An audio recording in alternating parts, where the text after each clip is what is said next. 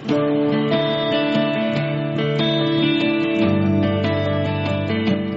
Everyone, welcome back to our channel. Good afternoon friends. సోరకాయ sweet recipe ఎలా prepare చేసుకోవాలో చూసేద్దాం. అంతకన్నా ముందు వాటికి కావాల్సిన పదార్థాలు ఏంటో చూసేద్దాం. సోరకాయ తురుము, బెల్లం, నెయ్యి, జీడిపప్పు, ఇలాచి. ముందుగా ఒక సొరకాయని తీసుకొని శుభ్రం చేసుకొని తురుము పట్టేసి పక్కన ఉంచుకోవాలి.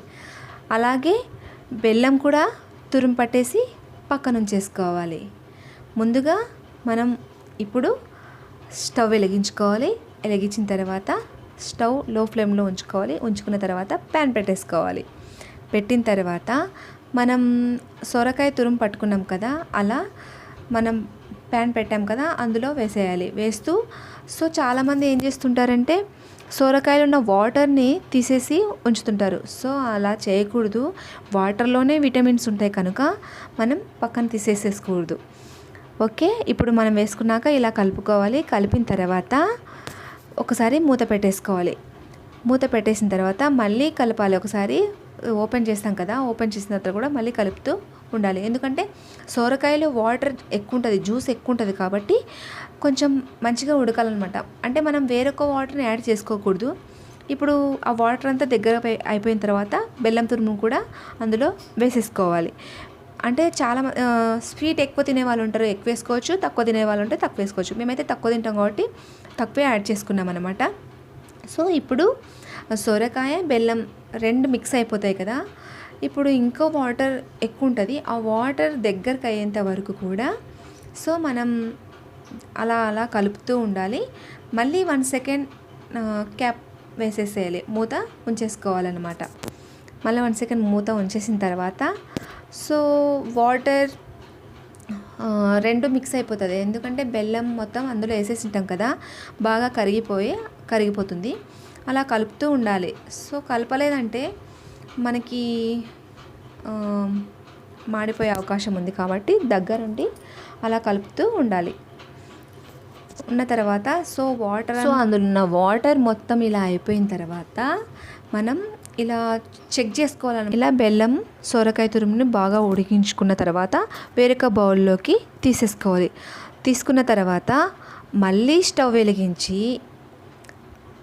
వెలిగించి వేరొక ప్యాన్ పెట్టుకొని అందులో ఒక పావు బౌల్ నెయ్యి వేసుకున్నాము. వేసుకున్న తర్వాత జీడిపప్పు యాడ్ చేసుకున్న తర్వాత అవి గోల్డ్ రంగులో వచ్చేంత వరకు మనం వేయించుకోవాలి.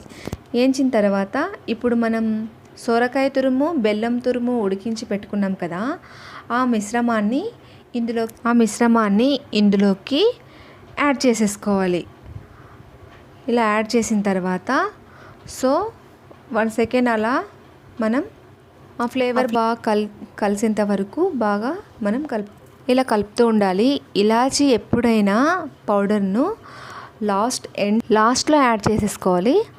అలా చేసుకుంటే ఫ్లేవర్ మంచిగా ఉంటుంది. సో హల్వా తయారీకి ఇంకా టైం ఉంది కాబట్టి సో నేను వీడియో క్లిప్ కట్ చేయలేదు, కంటిన్యూ చేశాను అనమాట.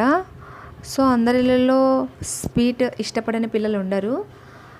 అందుకే ఈ సొరకాయ రెసిపీ చాలా ఈజీ ప్రాసెస్ కాబట్టి 10 మినిట్స్లో మనం హల్వా ప్రిపేర్ చేసేసుకోవచ్చు.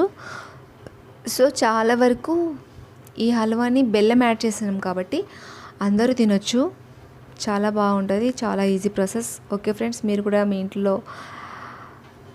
ప్రిపేర్ చేయండి. ఓకే, మొత్తానికైతే హల్వా తయారైపోయింది. మొత్తం స్టవ్ ఆఫ్ చేసేసుకున్నాం. పక్కన సిల్వర్ బౌల్లోకి తీసేసుకుంటున్నాం.